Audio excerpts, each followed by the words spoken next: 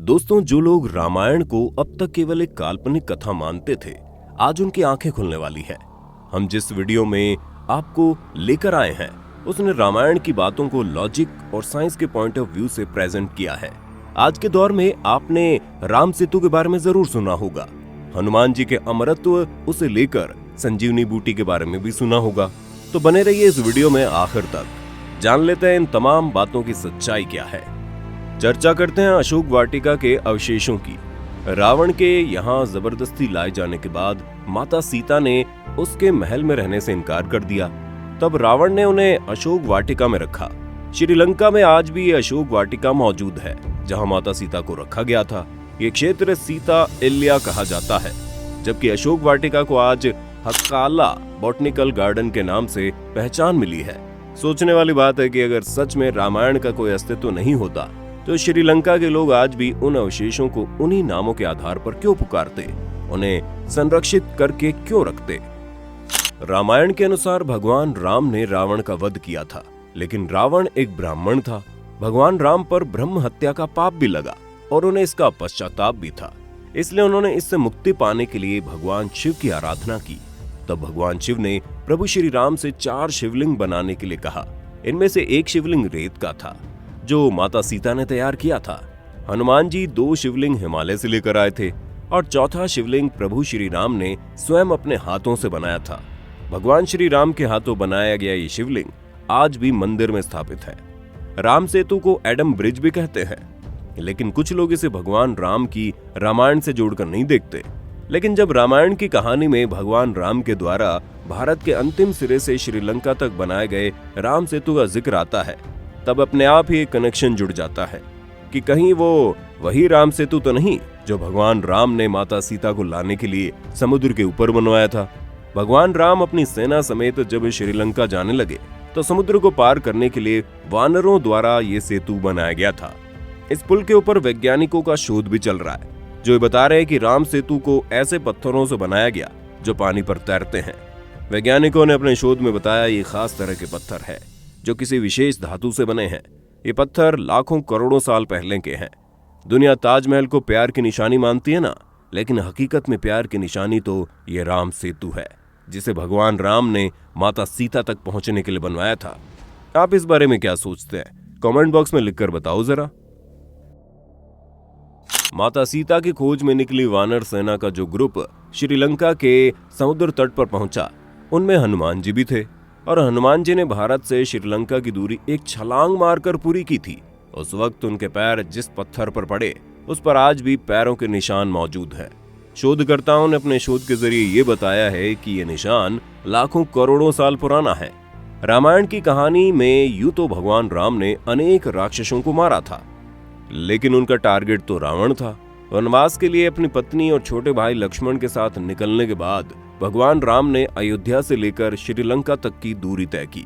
इस दौरान नासिक के पास पंचवटी राम की जगह पर उन्होंने अपने वनवास का कुछ समय बिताया। यहीं पर सुरूपनखा के साथ उनकी मुलाकात हुई और राम रावण के सीधे युद्ध का बीज इसी जगह पर बोया गया। नासिक के पास आज भी वो जगह मौजूद है जहाँ भगवान राम वनवास के दौरान रहा करते थे। कोबराहुड केव ही वो गुफाएं हैं जहाँ राक्षसों ने माता सीता को बंदिनी बनाकर रखा था। श्रीलंका के आर्कियोलॉजिकल डिपार्टमेंट के सर्वे में ये बात सामने आई है। ये वही जगह है जहां राक्षसों ने माता सीता को रखा था, जहां पत्थरों की दीवार पर बनी आकृतियां कुछ हजार साल पहले नहीं बल्कि लाखों करोड़ों साल पहले की है। आकृतियों के जरिए रामायण की पूरी कहानी समझी जा सकती है। राम रावण युद्ध के दौरान जब मेघनाथ ने भैया लक्ष्मण के ऊपर शक्ति का प्रयोग किया, मूर्छित होकर गिर पड़े। द्रोणगिरी पर्वत पर हनुमान जी को वहीं संजीवनी बूटी मिली थी, जिसके जरिए भगवान लक्ष्मण जी अपनी मूर्छा से वापस आए थे।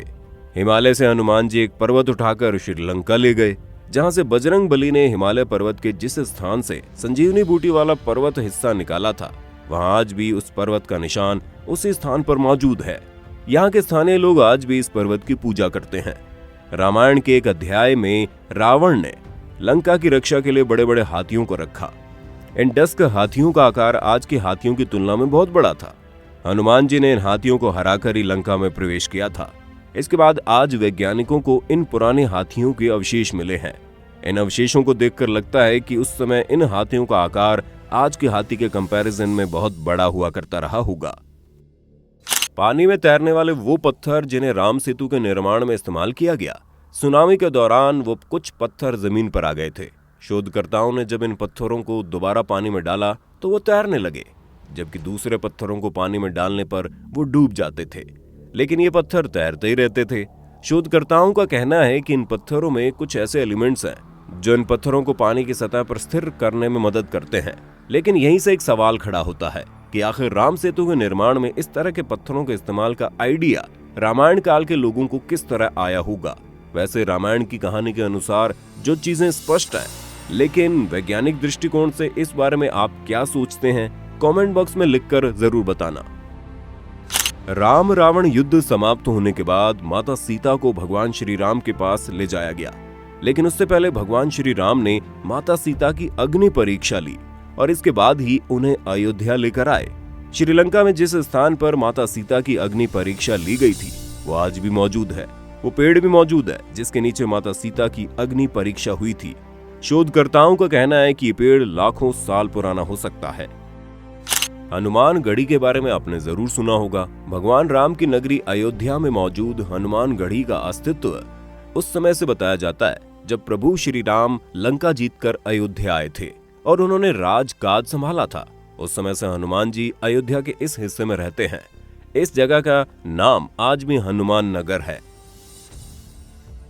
श्रीलंका जैसे देश में वो जड़ी बूटियां पाई गई हैं जो हिमालय के ठंडे क्षेत्र में पाई जाती हैं, यानी भारत के उत्तरी हिस्से में पाई जाने वाली जड़ी बूटियां दक्षिण भारत के आगे श्रीलंका के क्षेत्र में पाई जाती हैं। क्या ये केवल एक संयोग है? ये तो आपको पता ही है कि रामायण में जब राम रावण युद्ध के दौरान लक्ष्मण जी को मेघनाथ की शक्ति लगी थी तो उन्हें संजीवनी बूटी सुंघाकर ठीक किया गया।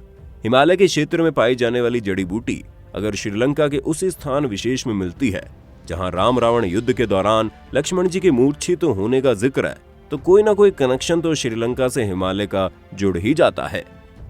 श्रीलंका में लंका के दहन के अवशेष भी मिलते हैं। श्रीलंका का वो हिस्सा जहां रावण का किला हुआ करता था, उस हिस्से को हनुमान जी ने आग लगाकर जला दिया था।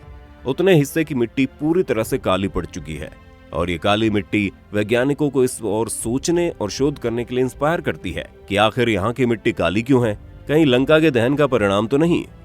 श्रीलंका का एक अहम स्थान रावण का महल है, इसे कैसे भूल सकते हैं। वैज्ञानिकों के यहाँ पर एक बड़ा सा महल मिला है। इस महल को रावण का महल कहा जा रहा है। खंडहर की हालत में पहुंच चुके इस महल में कई सारे गुप्त रास्ते हैं और इन रास्तों को देखने पर यह लगता है कि ये इंसानों द्वारा बनाए गए हैं।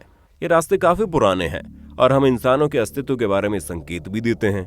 भगवान राम भारत की आस्था का केंद्र है।